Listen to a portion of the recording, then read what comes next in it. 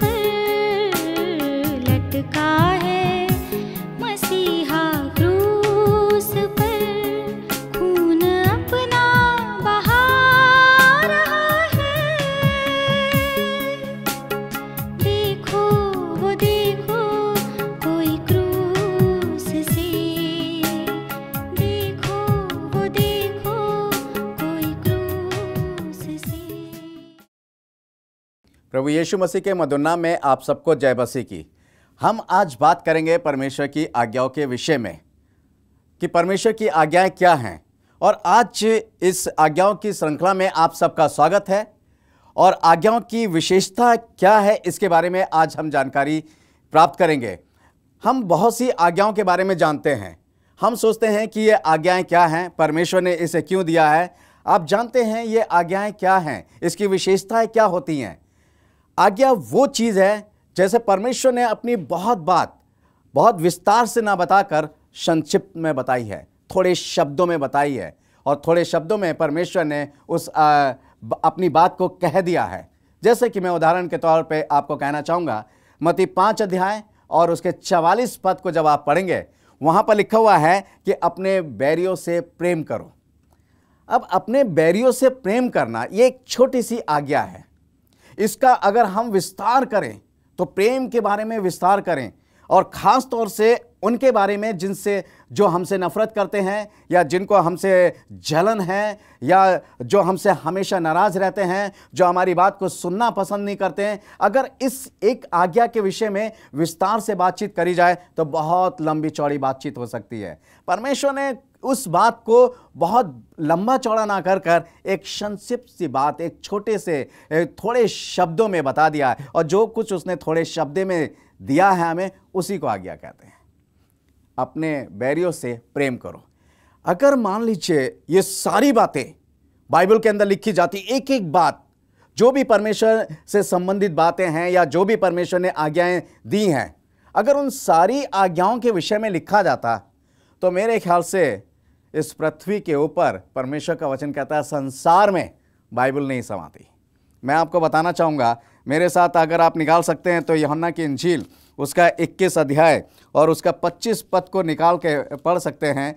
और भी बहुत से काम हैं जो यीशु ने किए, यदि वे एक एक करके लिखे जाते तो मैं समझता हूं कि पुस्तकें जो लिखी जाती हैं वे संसार में भी ना समाती। जी हाँ, अगर ये पुस्तकें जो लिखी जाती संसार में भी ना समाती, जो यीशु मसीह ने काम किए हैं, जो परमेश्वर ने आज्ञाएं दी हैं, ये इस संसार में नहीं समाती। तो सोच लीजिए कि कितनी ढेर सारी पुस्तकें हो जाती। अब परमेश्वर ने उन सारी बातों का वर्णन नहीं किया, उन सारे कामों का वर्णन नहीं किया, उन सारी आज्ञाओं का वर्णन ना करके उसने संक्षिप्त में हमें जो बात कही है उसी को हम आज्ञा मानते हैं। कि परमेश्वर ने, कहते हैं कि एक कहावत है कि थोड़ा कहना और बहुत समझना, ये वाली बात है। सही में जब हम परमेश्वर के लोग हैं तो बात चाहे परमेश्वर की थोड़ी हो या बहुत हो, हमारा काम है उसको समझना, हमारा काम है उसको मानना। मेरे प्यारे भाइयों बहनों, यदि हम परमेश्वर की उस थोड़ी सी बात को नहीं समझ पाते हैं तो बहुत सी बातों को क्या समझेंगे। मेरे ख्याल से अगर वो बहुत सी बातें हमसे करता या बहुत सी बातें वो हमें बताता तो हम आधी से ज़्यादा तो भूल जाते, और जो कुछ हम भूल जाते वही हमारे लिए पाप का कारण होता कि हमने परमेश्वर की बात को ठीक तरीके से माना नहीं, या ठीक तरीके से सुना नहीं, या ठीक तरीके से समझा नहीं। इसलिए परमेश्वर चाहता है कि कोई भी इंसान पाप में ना पड़े और उसकी आज्ञा हर एक इंसान करता रहे, और इसलिए उसकी बात को अच्छे से समझा जाए, उसकी बात को अच्छे से माना जाए। बात जब हम फोकस करते हैं, हमारा जो ध्यान केंद्रित होता है सारी चीज़ों पर, वो होता है 10 कमांडमेंट्स के ऊपर। 10 कमांडमेंट्स यानी 10 आज्ञाएं वो आज्ञाएं हैं जो परमेश्वर के वचन में बहुत ढेर सी आज्ञाएं थी, उसने उनको 10 हुक्म में देकर एक संक्षिप्त में हमें सारी बात कह डाली है, हमसे सारी बातें उसने कह डाली हैं। आप जानते हैं, अगर बाइबल में हम देखें, परमेश्वर के वचन में देखें तो 6468 आज्ञाएं परमेश्वर के वचन में हैं। अब 6468 यानी 6468 आज्ञाओं को कौन याद रखता, कौन मानता? कोई नहीं मान सकता था। मेरे ख्याल से बहुत से लोगों को पता भी नहीं होगा कि बाइबल में इतनी आज्ञाएं हैं, बहुत से लोगों को यह भी नहीं पता होगा क्या क्या आज्ञाएं हैं। परंतु परमेश्वर ने इन सारी आज्ञाओं को 10 हुक्म में बदलकर 10 आज्ञाओं में देकर हमें संक्षिप्त सार दे दिया है ताकि हम उसको याद कर सकें, उसको हम जान सकें, उसको हम समझ सकें, उसको हम सीख सकें और अपने लोगों को या अपने बच्चों को भी उसको सिखा सकें। यदि मेरे प्यारे भाइयों बहनों आप सिर्फ सिखाना ही चाहते हैं या सीखना ही चाहते हैं परंतु समझना या मानना नहीं चाहते हैं तो मेरे ख्याल से परमेश्वर का वचन आप कभी भी जिंदगी में अपने जीवन में लागू नहीं कर सकते हैं, क्योंकि परमेश्वर ये चाहता है कि उसको सिर्फ सिखाया नहीं जाए बल्कि उसको समझाया भी जाए कि बेटा तुझे इस वचन पर, इस आज्ञा को मानना है और इस वचन पे चलना है। मेरे प्यारे भाइयों बहनों, परमेश्वर ने आज्ञाएं ऐसे ही नहीं दी हैं, उसकी कुछ विशेषताएं भी हैं और उन विशेषताओं को इंसान के जीवन में बनी रहनी चाहिए।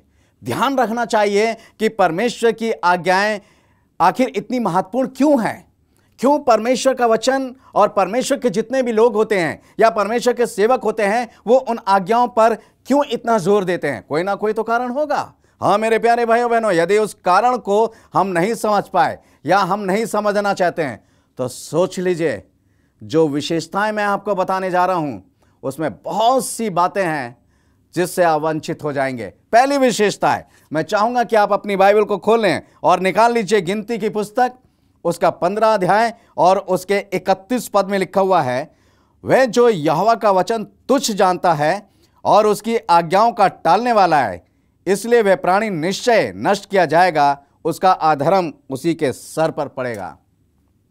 क्या कहेंगे इस बारे में?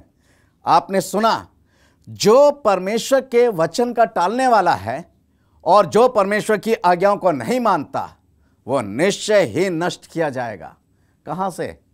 परमेश्वर उसे हमेशा के लिए नष्ट कर देगा, परंतु जो उसकी आज्ञाओं को मानता है और उसके वचन को टालने की कोशिश नहीं करता, परमेश्वर का वचन इस बात को कहता है कि वो कभी नष्ट नहीं किया जाएगा, वो हमेशा परमेश्वर के साथ होगा, परमेश्वर के राज का वारिस होगा, परमेश्वर के साथ संगति होगी उसकी, वो सरदूतों के साथ उसकी संगति होगी, परमेश्वर उसको बहुत सी आशीषें देगा। सोचिए, हम कौन सी श्रेणी में हैं? नष्ट होने वालों की श्रेणी में खड़े हैं या आशीष पाने वालों की श्रेणी में खड़े हैं या बचाए हुए लोगों की श्रेणी में खड़े हैं? मेरे प्यारे भाइयों बहनों, ये चुनाव आपका है, ये विशेषता है उस आज्ञा की या उन आज्ञाओं की जो परमेश्वर चाहता है कि आप माने और नष्ट होने से बच जाएं। यदि नहीं तो परिणाम आपके सामने होंगे और बचाने वाला इस दुनिया में आपको कोई भी नहीं होगा। यदि परमेश्वर जिसको नष्ट करना चाहेगा उसको बचाने वाला कोई नहीं होगा। यदि बचना चाहते हैं उसके क्रोध से या उसके हाथों से या उसकी मार से, तो आइए उसकी आज्ञाओं को मानना शुरू कर दें। और परमेश्वर का वचन कहता है उसकी आज्ञाएं कुछ कठिन नहीं है। आइए मैं आपको एक और आज्ञा, एक और विशेषता के बारे में बताता हूं। आप चाहें तो मेरे साथ निकाल लीजिए, यह भी निर्गमन की पुस्तक और उसका 15वां अध्याय और उसका 26 पद है। यहां पर इस प्रकार से लिखा हुआ है, यदि तू अपने परमेश्वर यहोवा का वचन तन मन से सुने और जो उसकी दृष्टि में ठीक है वही करे और उसकी आज्ञाओं पर कान लगाए और उसकी सब विधियों को माने, तो जितने रोग मैंने मिस्र पर भेजे हैं उनमें से एक भी तुझ पर ना भेजूंगा, क्योंकि मैं तुम्हारा चंगा करने वाला परमेश्वर। जी हाँ मेरे प्यारे भाइयों बहनों, निर्गमन की पुस्तक में लिखा है कि जो परमेश्वर के वचन को मानता है और जो उसकी आज्ञाओं को मानता है, तो जितने भी रोग, आपने देखा परमेश्वर ने मिस्र में कितने रोग भेजे, उनको फोड़े से भर दिया और उनको बड़े बड़े मच्छरों से डसवाया, उनकी फसलों को टिड्डियां चट कर गईं, वो उनके जीवन के अंदर उनके जो भी पहलौठे पुत्र थे उनके ऊपर मृत्यु छा गई और उनको निगल गई। उनके पहलौठे पुत्रों को, उनके बड़े पुत्रों को, उनकी पहली संतान को जो थी मृत्यु ने निगल लिया। परंतु परमेश्वर का यह वचन कह रहा है, यदि तुम मेरी आज्ञाओं को मानोगे, विशेषताएं देखिए, तो लिखा हुआ है कि तुम पर एक भी रोग नहीं आएगा। अगर रोग है या हम रोग से पीड़ित हैं या हम बहुत सी रोगों से बीमार पड़े रहते हैं, हम उठ नहीं पा रहे हैं, तो कहीं ना कहीं परमेश्वर की आज्ञाओं को नहीं मान रहे हैं, कहीं ना कहीं तो हम परमेश्वर की आज्ञाओं को मिस कर रहे हैं। मेरे प्यारे भाइयों बहनों, वो कौन सी ऐसी बातें हैं जिसके कारण हमारे ऊपर रोग लगा है? आइए हम इन रोगों से मुक्त हों, और इस रोगों से मुक्त होने का सबसे आसान तरीका है कि हम परमेश्वर की आज्ञाओं को मानें। और परमेश्वर का वचन कहता है यदि तुम मेरी आज्ञाओं को मानोगे तो इससे समझ लेना कि तुम चंगे हो जाओगे। और ये बात हमारे और आपके बीच में होगी कि मैं तुम्हारा चंगा करने वाला परमेश्वर हूं। परमेश्वर का वचन ये कहता है, और आप व्यवस्था विवरण 30 अध्याय उसके 19 पद को पढ़ेंगे, वहां लिखा हुआ है कि मैं आकाश और पृथ्वी को साक्षी मानकर तुम्हारे आगे जीवन और मृत्यु, आशीष और श्राप दोनों को लगता हूं। और परमेश्वर का वचन कहता है कि तुम जीवन को ही प्राप्त कर लो। जी हां, उसने आशीष और श्राप दोनों चीजें रखी हैं। और परमेश्वर की एक ख्वाहिश है कि वो चाहता है कि हम जीवन को ही प्राप्त कर लें। अदन की वाटिका में क्या था? आशीष और श्राप दोनों थे, यानी जीवन और मृत्यु दोनों थे। परंतु आदम का चुनाव जो था वो मृत्यु की तरफ गया। जब तक उसने मृत्यु को नहीं चुना तब तक उसके पास जीवन था और बहुतायत का जीवन था। परंतु जब उसने मृत्यु को चुन लिया तो जीवन समाप्त हो गया और एक सिक्योर, एक जीवन जो था, एक निर्धारित जीवन उसके पास आ गया। हमेशा का जीवन नहीं आया, उससे वो वंचित हो गया। और जानते हैं जीवन क्या है? जब आप नीति वचन उसका 7 अध्याय उसका पहला पद पढ़ेंगे, यहां लिखा हुआ है, मेरी आज्ञाओं को मान, इससे तू जीवित रहेगा। जी हां, परमेश्वर का वचन क्या है? आदम की वाटिका के अंदर भी जीवन और मृत्यु था, परंतु यहां पर भी हमारे पास भी जीवन और मृत्यु है। और किस रूप में है? आदम के पास भी एक आज्ञा थी कि तू इस जो भले और बुरे के ज्ञान का वृक्ष है उसके फल को मत खाना। यह परमेश्वर की एक आज्ञा थी। और आज भी हमारे पास परमेश्वर की आज्ञा है कि हम परमेश्वर की आज्ञा को माने और जीवित रहें। आदम ने जब तक परमेश्वर की आज्ञा को माना वो एक अनंत जीवन में बना रहा, परंतु जैसे ही उसने परमेश्वर की आज्ञा को तोड़ दिया वो अनंत जीवन से बाहर निकल गया। मेरे प्यारे भाइयों बहनों, ठीक इसी तरीके से यदि हम परमेश्वर की आज्ञाओं को मानते हैं तो परमेश्वर हमें बहुत सी आशीषें देता है और हम जीवित रहते हैं। चुनाव मुझे और आपको करना है। परमेश्वर ने आकाश और पृथ्वी को साक्षी मानकर मेरे और आपके सामने 2 चीजें रखी हैं, जीवन और मृत्यु। परंतु इंसान ज्यादातर मृत्यु को ही चाहता है, परमेश्वर की आज्ञा को मानना नहीं चाहता। इसलिए मेरे प्यारे भाइयों बहनों, यह चीज ठीक नहीं है। आइए हम परमेश्वर की आज्ञा को माने और इसलिए हम हमेशा तक जीवित रहें, क्योंकि परमेश्वर का वचन कहता है जो परमेश्वर के नजदीक है, जो परमेश्वर के समीप बना हुआ है, वो सच में एक अनंत जीवन को पाए हुए है और अनंत जीवन उससे कोई भी अलग नहीं कर सकता। जो भी परमेश्वर की आज्ञा को मानता है और उसको समझता है, परमेश्वर का वचन इस बात को बताता है। और बहुत सी विशेषता हैं, मैं आपको बताना चाहता हूं इस विशेषताओं के बारे में जो परमेश्वर की 10 आज्ञाओं की विशेषता है। 10 आज्ञाएं की विशेषता क्या है? उसके लिए एक विशेष संदूक बनाया गया था। परमेश्वर ने बनाया 10 आज्ञाओं के लिए एक विशेष संदूक। मूसा को उसने आज्ञा दी कि तू उसके लिए ऐसा ऐसा संदूक बनाना और उसको एक विशेष स्थान में रखा गया था। जी हां, 2 स्थान होते थे, एक तो पवित्र स्थान होता था और एक महापवित्र स्थान होता था। देखिए उसकी विशेषता देखिए कि कितना महत्वपूर्ण है ये। और इसलिए परमेश्वर उसके बारे में अलग अलग चीजें जो है मूसा को बता रहा है कि सबसे पहली चीज कि तू उसके लिए एक विशेष स्थान बना, तो उसके लिए एक विशेष संदूक बना और उस संदूक में उन 10 आज्ञाओं को रख और फिर उसके बाद इन 10 आज्ञाओं को ले जाकर पवित्र स्थान में नहीं बल्कि महापवित्र स्थान में रखना। परमेश्वर का वचन इस तरीके से बताता है मेरे प्यारे भाइयों बहनों। और उसमें हर समय कोई याजक प्रवेश नहीं करता था। जो महापवित्र स्थान था उसमें वर्ष में एक बार और उसमें भी एक विशेष कपड़ों के साथ और लहू के साथ इंसान जो था, जो महायाजक था, वो उसमें प्रवेश करता था। बिना लहू लिए वो उसमें प्रवेश नहीं करता था। क्यों? क्योंकि वहां पर कुछ विशेष था। और उसी महापवित्र स्थान में जो संदूक रखा था, परमेश्वर का आत्मा या परमेश्वर वहां पर उतरता था और लोगों से बातचीत करता था। वो मूसा से बातचीत करता था। वो अपना दर्शन जो था उस महापवित्र यानी उस वाचा के संदूक पर जिसमें 10 कमांडमेंट्स थे, जिसमें 10 आज्ञाएं थी, उतरकर अपनी उपस्थिति का इजहार करता था, अपनी उपस्थिति को बताता था। मेरे प्यारे भाइयों बहनों, और क्या विशेषता इससे बड़ी हो सकती है? यदि आप और विशेषता के बारे में जानना चाहेंगे तो मैं आपको बताना चाहूंगा कि जब परमेश्वर के लोग एरो नगर को जीतने के लिए गए यहोशू की अगुवाई में, तो लिखा हुआ है कि 6 दिन तक तो उन्होंने उस वाचा के संदूक को लेकर एक एक चक्कर लगाया, परंतु 7वें दिन उन्होंने उस वाचा के संदूक को लेकर 7 चक्कर लगाए। और जब 7वां चक्कर पूरा हुआ तो नरसिंगे फूके गए और परमेश्वर का वचन इस बात को बताता है कि एरो नगर की दीवार टूट गई, जिसको तोड़ना असंभव काम था, जिसको कोई तोड़ नहीं सकता था, परंतु परमेश्वर के लोगों ने सिर्फ अगर उसको तोड़ा तो कैसे? वाचा के संदूक को लेकर उन्होंने 6 दिन तक एक एक चक्कर लगाए। परंतु इसकी विशेषता बता रहा हूं मैं आपको, परंतु जब उन्होंने 7वें दिन 7 चक्कर लगाए और नरसिंगा फूका गया, टूट गया। इजरायलियों को जब यरदन पार करना था तो जो लेवी थे, संदूक उठाने वाले थे, वो पानी में खड़े हो गए और उससे 2000 हाथ की दूरी पर इजरायली लोग खड़े हो गए। और परमेश्वर का वचन ये बताता है कि जो यरदन नदी का पानी बहुतायत से उमड़ के बहता था, वो रुक गया और सारे इजरायली यरदन पार हो गए। कारण क्या था?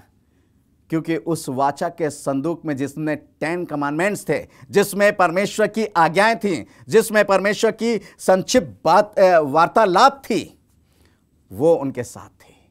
और उनके साथ रहने के बाद वहाँ पर बहुत से आश्चर्यकर्म देखने को मिले। यहाँ तक कि जब दाऊद उस वाचा के संदूक को ला रहा था तो ओबेदमुम एक व्यक्ति था, फलस्तीनी था, वहाँ पर उसके खेतों में बैलों ने ठोकर खाई और वो ऑन द स्पॉट उज्जिया नाम का व्यक्ति ने जैसे ही हाथ लगाया वो मर गया।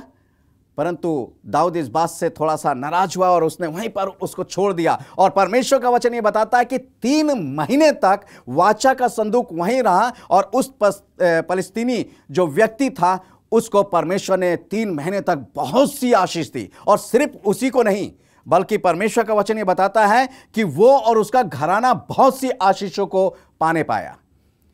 क्या विशेषता है! आज वो आज्ञाएं हमारे पास हैं, परंतु फलस्तीनी को वो बहुत सी आशीष मिली, परंतु वो परमेश्वर की आज्ञा हमारे पास होने के बावजूद भी मेरे प्यारे भाइयों बहनों, परमेश्वर की कोई भी आशीष हमारे घर में उतरती नहीं है, कोई भी आशीष हमें प्राप्त नहीं होती है। इसका सबसे बड़ा कारण यह है कि हम परमेश्वर की आज्ञाओं के विशेषताओं को नहीं समझते हैं। तो आइए मेरे प्यारे भाइयों बहनों, हम इन आज्ञाओं की विशेषताओं को समझें और परमेश्वर की उस आज्ञा, जो परमेश्वर ने आज्ञाएं दी हैं, उसको समझें, उसको माने और उस पर चलने की कोशिश करें।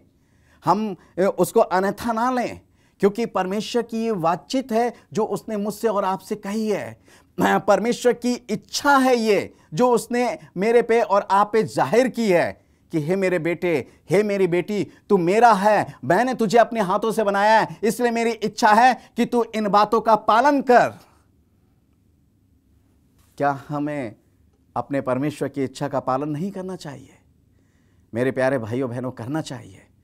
और जो उसका पालन करता है, जो उसकी इच्छा को पूरा करता है, वो विशेषताएं उसके घर में, उसके जीवन में, उसके बाल बच्चों में, उसके हर एक परिवार के अंदर पहुंचती हैं सिर्फ उसके पालन करने से। तो मेरे प्यारे भाइयों बहनों, आइए हम उन आज्ञाओं का पालन करें और अपना जीवन परमेश्वर को दें और इन आज्ञाओं की विशेषताओं को अपने जीवन में बनाए रखें। इस वचन के द्वारा प्रभु हम सबको आशीष दे। आइए प्रार्थना करेंगे। स्वर्ग और पृथ्वी के सृष्टिकर्ता परमेश्वर यहोवा, आज हमने जो आपकी आज्ञाओं की विशेषताओं के बारे में सुना है, पढ़ा है, हम पर अपनी आत्मा का अभिषेक दे कि हम इसको मानें और इसकी विशेषताओं को अपने जीवन में बनाए रखें, ताकि आपकी बहुत सी आशीषों को प्राप्त कर सकें। ये प्रार्थना यीशु मसीह नासरी के नाम से मांगते हैं, आमीन और आमीन। प्रिय भाइयों बहनों, यदि आप अपनी प्रार्थना निवेदन भेजना चाहते हैं या आप इसके बारे में और अधिक जानकारी प्राप्त करना चाहते हैं तो नोट करिए, आपके स्क्रीन पर हमारा एड्रेस है, हमारा ईमेल एड्रेस है और हमारी वेबसाइट है और हमारा कॉन्टैक्ट नंबर है। आप हमसे संपर्क करें और हमें लिख भेजिए, हम आपके लिए विशेष प्रार्थनाएं करेंगे। धन्यवाद।